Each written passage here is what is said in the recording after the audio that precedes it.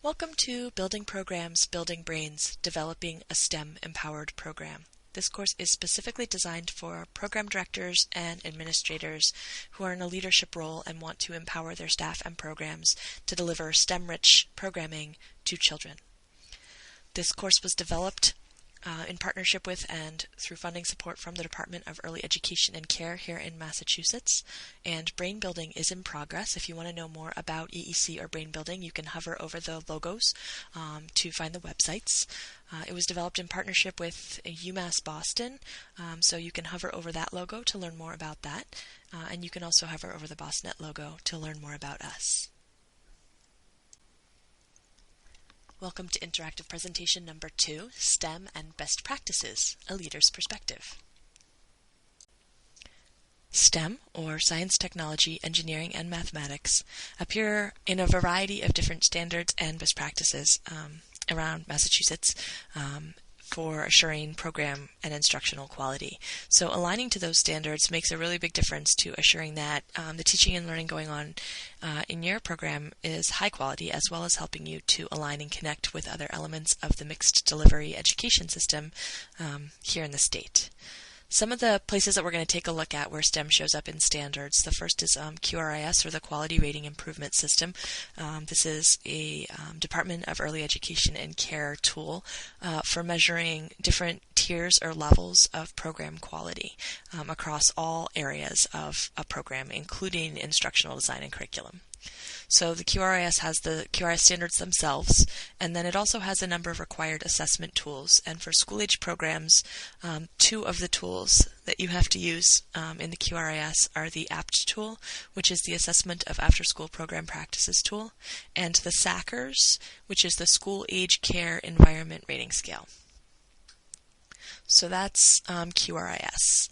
The next set of standards that we're going to take a look at is the Massachusetts Curriculum Frameworks. The curriculum frameworks are the structures that define the competencies that children need to learn at each grade level across different topics for Massachusetts public schools. So the curriculum frameworks guide what specifically the kids should know at each grade or at each age. And we're going to look at the mathematics curriculum frameworks and the STE curriculum frameworks, which cover science, technology, and engineering. Mathematics, because it's so foundational, like we talked about earlier, gets its own set of curriculum frameworks. We're also going to look at how STEM connects to UDL, or Universal Design for Learning, and we'll take a brief look at how STEM aligns with thematic curriculum and project-based learning as well. In the educator track of this course, we go into quite a lot of detail about exactly how STEM appears in each of these different sets of standards and best practices. But for the administrator track, what we're going to do instead is give you kind of an overview so that you can facilitate that discussion with staff and help them build their expertise. So first, STEM in the QRIS. STEM does appear in the QRIS standards, and it also shows up in both the SACRS, which is the School Age Care Environment Rating Scales, and the APT tool as well, those are both required program assessments for school-age programs that are working on the QRIS. So it's important not just to look at the standards, but also to look at the SACRS and at the APT when you're trying to determine what QRS requirements there are around STEM. Generally speaking, across those 3 things, the QRS standards, the SACRS, and the APT, the main emphasis is on making sure that STEM is a regular part of the program and that it's embedded in the schedule, making sure that the children are receiving support, including homework help if needed, and that there is a STEM station or a STEM area in the room, and what kinds of furnishings it should have, like what kinds of books and what kinds of visuals and so forth. There is less emphasis on the specifics and details around lesson planning for STEM lessons, also on the differences between science, technology, engineering, and math, or the relationship between those 4 subjects, and also on alignment to the other types of best practices that we'll look at shortly. There's quite a lot of information about the Massachusetts curriculum frameworks in the educator track of this course. We go into a lot of detail about how to align to the curriculum frameworks and how to actually read the documents themselves. And we're not going to do that in this course because, again, for the administrator level, we're focusing more on giving you kind of a high-level working knowledge so that you can facilitate the development of that expertise in your staff. So the curriculum frameworks for ELA and math are also often called the Common Core because they were drawn from the United States Common Core standards. But Massachusetts added our own layer of quality kind of on top, and consequently there is a slight difference between the Common Core and the Massachusetts curriculum frameworks. So generally speaking, when people say the Common Core, they mean the curriculum frameworks, but the correct term is the curriculum frameworks. In your course room, you have access to the math curriculum frameworks, and there are going to be two versions of the STE, or Science, Technology, and Engineering curriculum frameworks. There's the 2006 ones, which have been approved and in use and are still currently in use, and then there's the draft of the new ones that are coming out. There are also the PTA guides, which I highly recommend as a strategy for helping staff get comfortable with the idea of aligning to the curriculum frameworks. Although they only focus on ELA and math, they do an excellent job of sort of encapsulating what's going to happen at each grade level. The standards for math and STE are organized fairly similarly to one another. In the math curriculum frameworks and the draft of the new STE curriculum frameworks, the standards are organized by grade and then by topic area or strand within the grades. And in the 2006 STE curriculum frameworks that are currently in use, they're organized by topics first. So that's the only major difference. But there's a great introduction at the start of each of them that's very, very helpful. So if you want to know more, I would encourage you to start there.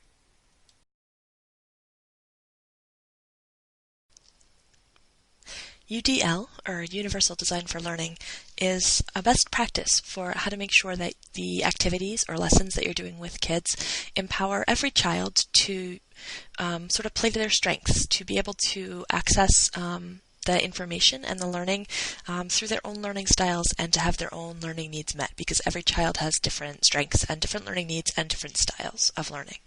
The first of the three strategies for UDL is representation.